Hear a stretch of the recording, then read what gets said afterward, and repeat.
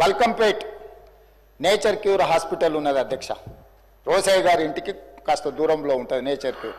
దానికి రోసయ్య గారి పేరు పెట్టడమే కాకుండా పెద్దలు రోసయ్య గారి విగ్రహాన్ని అక్కడ పెద్ద ఎత్తున పెట్టుకొని వారి వర్ధంతులు జయంతులు నిర్వహించడానికి అధికారికంగా రాష్ట్ర ప్రభుత్వం అన్ని అధికారిక వర్ధంతి జయంతి కార్యక్రమాలను ప్రభుత్వం చేపడుతుంది. వారు ఉమ్మడి రాష్ట్రానికి 16 సార్లు బడ్జెట్ ప్రవేశపెట్టిన సుదీర్ఘమైన అనుభవజ్ఞులు.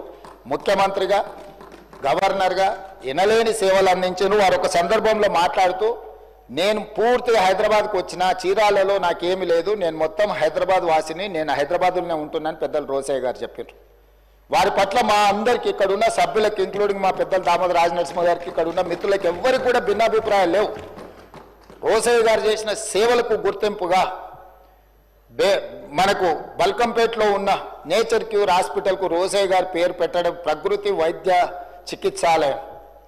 వారి వల్ల ఇక్కడ ఆర్థికంగా ఆరోగ్యపరంగా ఎవరు వెళ్ళినా కూడా పెద్దలు రోసయ్య గారిని స్మరించుకునే విధంగా వాటికి పేరు పెట్టడమే కాదు, రోసయ్య గారి విగ్రహాన్ని కూడా అక్కడ పెట్టి ఒక మంచి అభివృద్ధి కార్యక్రమాలు చేపడదాం. నేను ఇక్కడి నుంచి అధికారులకు ఆదేశాలు ఇస్తున్నా.